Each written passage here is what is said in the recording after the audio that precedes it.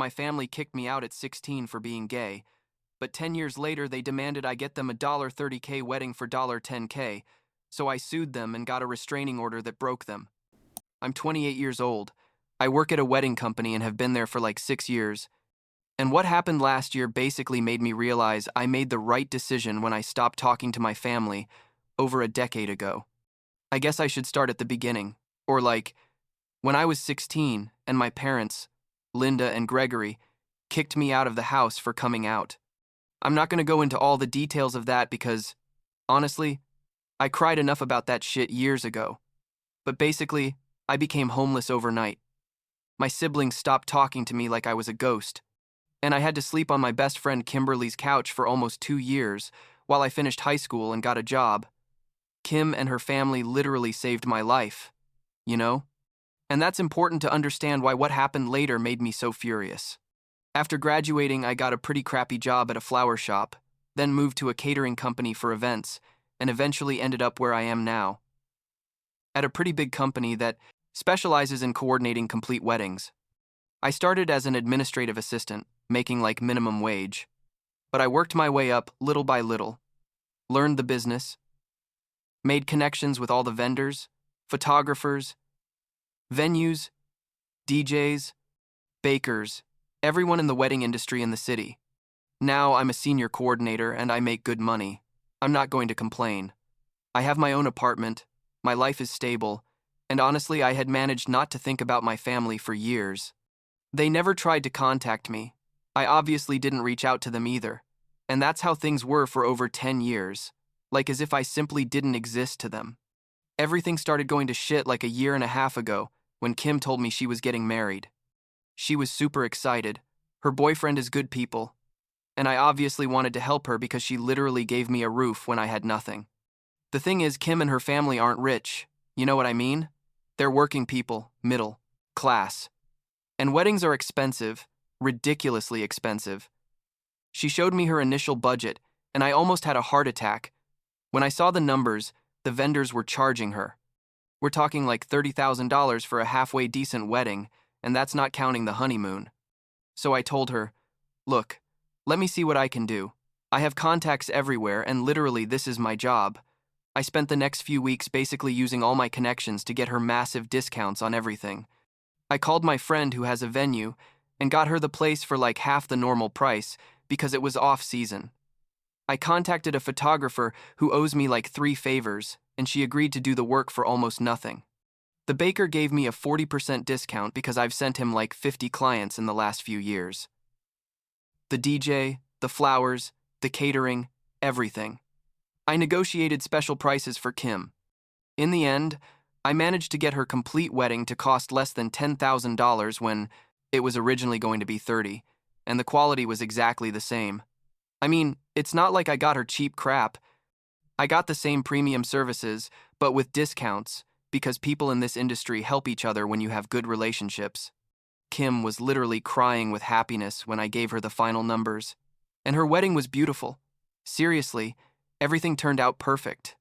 She was so grateful that she made a long post on Facebook like 2 days after the wedding, like one of those super emotional posts with photos and everything, where she basically told the whole story of how I had helped her save all that money and how I had been her salvation when I was a teenager.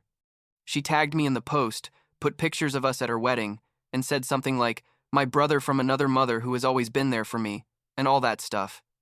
It was super sweet, you know? A bunch of people commented nice things. I thanked her in the comments, and I thought that was it. But turns out my mom, Linda, saw that post.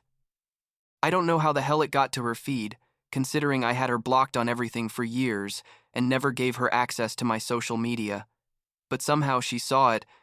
Probably some mutual relative shared it or something. 3 days after Kim made that post, I get a call from a number I didn't recognize. Normally I don't answer calls from unknown numbers, but I was expecting a call back from a vendor, so I answered, and the voice on the other end was my mom. I hadn't heard her voice in over 10 years. Literally, I froze for a second. She didn't even greet me or ask how I was. The first thing she said was, "I heard you're working in weddings and that you helped your friend with discounts. Your sister Natalie is getting married next year, and we need you to do the same for her." Just like that. like it was the most normal thing in the world, like she hadn't kicked me out of the house as a teenager and hadn't spoken to me in a decade. I was like, "What? Are you seriously calling me after all this time, just to ask me for money?" And she started with the drama, saying that family is family, that I need to forget the past, that Natalie deserves a nice wedding, and that I have the contacts to make it possible without it costing them much. I said no, obviously. I told her that she had made it clear years ago that I wasn't part of her family when she threw me out on the street, and that I didn't owe Natalie or anyone in that house anything. Linda started screaming, saying I was selfish, that how could I help strangers but not my own blood?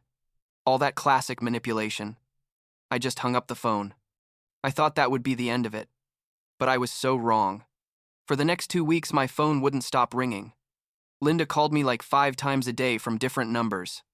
Gregory, my dad, who basically never defended me when they kicked me out, suddenly appeared sending me text messages saying we needed to talk. My brother Eric sent me a long email trying to make me feel guilty, saying that Natalie had always wanted to reconnect with me but was too proud to admit it. Which was obviously a lie, because Natalie had had my number all this time and never tried to contact me. Aunts, uncles, cousins, even my grandmother, who's like 80 years old, was sending me messages on Facebook saying she was disappointed in me.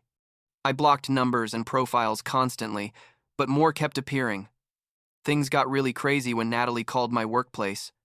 She talked to the receptionist and said she needed to report that one of the employees was giving favoritism and illegal discounts to certain clients, that I was stealing from the company or something like that.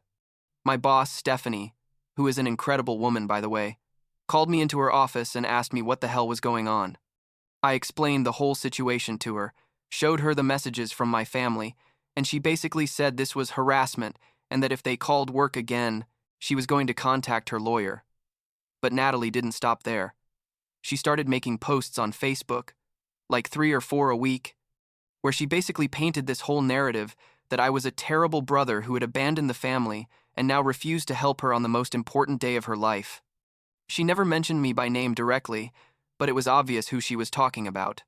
She said things like, "Some people only help others when there's something to gain," and "blood should be more important than friends," and all that garbage. People who didn't know the full story started commenting supportive things for her, and I found out because some mutual acquaintances sent me screenshots asking what was up. One day, I was in the office working on the final details of a wedding for that weekend when the receptionist calls me and tells me there are 2 people in the lobby who want to talk to me. I go down thinking they're clients or vendors, and it was Linda and Natalie. They literally showed up at my work without warning.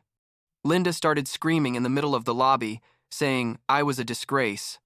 How could I deny this to my sister, that she had raised me and sacrificed so much for me?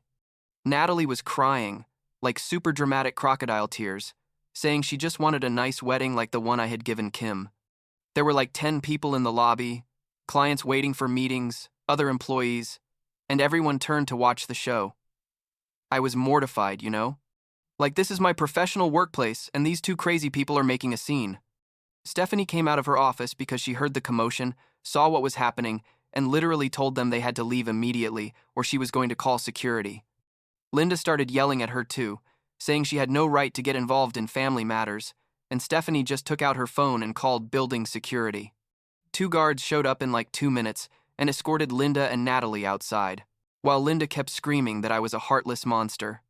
That night, when I got to my apartment, there was an envelope in my mailbox. It was an invitation to Natalie's wedding, which was going to be in like 8 months. Inside was a handwritten note where she basically said that, despite our differences, I was her brother and she wanted me to be there, and that it would be nice if I could help with the costs like I had helped Kim. The note ended with something like, "I know Mom and Dad made mistakes, but it's time to heal as a family." I got so angry that I ripped up the invitation and threw it in the trash. After that, I blocked everyone on every platform I could. Facebook, Instagram, Twitter, even LinkedIn, because Eric had found me there. I changed my phone number and only gave it to people I trusted. I thought I was finally going to have peace, but like a week later, Linda got my new number. I don't know how. Probably asked some distant relative who still talked to me. She called me, and when I answered, because again, I thought it was a vendor, she immediately started with threats. She said that if I didn't help with Natalie's wedding, she was going to make sure everyone in my life knew what kind of person I was, that she was going to ruin my reputation, basically that she was going to destroy my career. I was already fed up, you know? I told her very clearly that if she contacted me again in any way, or if any member of my family did, I was going to get a restraining order. Linda laughed and said, I didn't have the guts to do that I was just being dramatic. I hung up, and that same afternoon I called the company's lawyer, Charles, who Stephanie had offered me when all this mess started. I told him everything, showed him all the messages, the emails, told him about the scene at work. He told me I definitely had a case for a restraining order and that he would start the process immediately. But before we could do anything legal, the situation escalated even more. Natalie decided that a good idea would be to organize like a protest outside my building. Yes, you read that right. A fucking protest. One Saturday morning, I wake up to noise outside. I look out the window, and there's Natalie, with like 5 of her friends standing on the sidewalk with signs. The signs said things like, family matters, and brothers should support each other, and one that literally said, Casey helps strangers but not his family. They were there yelling and trying to get my attention. My neighbors started coming out of their apartments to see what the hell was happening. The building manager called the police, because technically they were causing a disturbance. 2 patrol cars arrived and told Natalie and her friends they had to leave or they were going to be arrested for disturbing the peace. Natalie started crying and saying she just wanted to talk to her brother, but the police didn't care about the drama. They basically told her to leave or get arrested. They left, but not before Natalie yelled toward my window that this was my fault and that I was going to regret it. After that, I accelerated the legal process. Charles filed the application for a restraining order against Linda, Gregory, and Natalie. We had to go to a hearing where I basically presented all the evidence of harassment. The hundreds of calls and messages, the emails, the social media posts, the incident at my work, the protest outside my building. The judge heard everything and granted the temporary order on the spot, saying they were prohibited from contacting me in any way or coming within 100 meters of my home or work. Linda and Natalie didn't go to that initial hearing, which worked in my favor because the judge said their absence demonstrated a lack of respect for the legal process. I thought that, with the restraining order, everything would finally be over, but Gregory decided it was a good idea to call me from a friend's phone. He told me he was disappointed in me, that I was destroying the family, that Linda was depressed because of me, and that Natalie cried every day. He tried to make me feel guilty by saying he had wanted to defend me when I came out, but Linda wouldn't let him, which was a lie, because I remember perfectly that he was standing there, watching her pack my things without saying a single word. I told him there was already a restraining order, and that this call was a violation of that order, and he started making vague threats about how bad things happen to people who turn their backs on their family. I recorded that call and sent it immediately to Charles. Like 2 weeks later, I received a long email from Natalie's fiancé, whose name was David or Daniel. I don't remember well. The email was super manipulative. It started by saying he understood there was history between us, but that he just wanted Natalie to be happy, that her dream wedding was out of their budget, and that if I really loved her, I would find a way to help. He said things like, I know you can get massive discounts, and we're not asking you to pay for everything. Just use your contacts, basically wanting me to do all the work of getting cheap vendors without taking any responsibility. The email ended with a line that said, Natalie talks about you all the time. Deep down, I know you miss her too. I didn't answer him, just added it to the evidence folder Charles was keeping. Basically, I maintained my boundaries. I didn't respond to any messages, didn't interact in any way, and every time there was a violation of the restraining order, I documented it and reported it to Charles. There were like 3 or 4 more incidents over the next few months. Linda sent me a physical letter to my apartment that said basically the same thing as always. Gregory tried to contact me through my Venmo account in some super weird way, and Natalie tagged me in a Facebook post before I realized I had to block that account too. Each incident was reported and added to the case. Natalie's wedding date came and went. I didn't hear anything about how it all turned out, if they did it or canceled it, if they got the money or not. Nothing. And honestly, I didn't care. You know? The restraining order is still in effect. It's going to be valid for another 2 years. And in all this time, I haven't received any direct contact from them. Every now and then I hear things through distant relatives who still talk to me. Like Linda is telling everyone that I'm ungrateful and that Natalie had to have a much smaller wedding than she wanted. But that's their problem, not mine. But the craziest thing about all this is that I realized how much peace I have now that I've definitely cut those ties. For years, even when I had no contact with them, like there was always this part of me that wondered if someday we could have some kind of relationship, you know what I mean? Like I held on to this small hope that maybe they would apologize or something. But after all this drama, I realized that those people are never going to change. They're never going to see what they did wrong. And they're never going to value me as a person unless they need something from me. And honestly, I'm fine without that in my life. Kim and I are still super close. She and her husband invite me to dinner like twice a month, and her family still treats me like I'm one of them. That's the kind of family I chose to have. People who support me unconditionally and who were there when I really needed them. Not people who only look for me when they want something. My job is better than ever. Stephanie gave me a raise after all that mess because she said I handled the situation with incredible professionalism, even though I was basically being harassed. And I'm still good at what I do, helping couples have beautiful weddings within their budget. Sometimes I still think about everything that happened and wonder if I was too harsh, if I should have considered at least helping with something small just to avoid all the drama. But then I remember that they kicked me out of my house when I was 16 years old for being who I am, that they didn't care about me at all for over 10 years, and that they only looked for me when they saw they could take advantage of me. I didn't owe them anything then, and I don't owe them anything now. Family isn't just blood. It's the people who treat you with respect and love, and those people definitely aren't Linda, Gregory, Natalie, or any of the ones who joined their harassment campaign.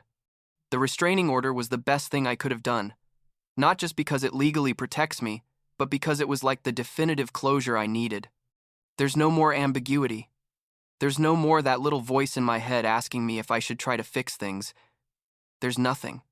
Just peace, finally, after years of carrying that emotional garbage. And I guess that's enough for me.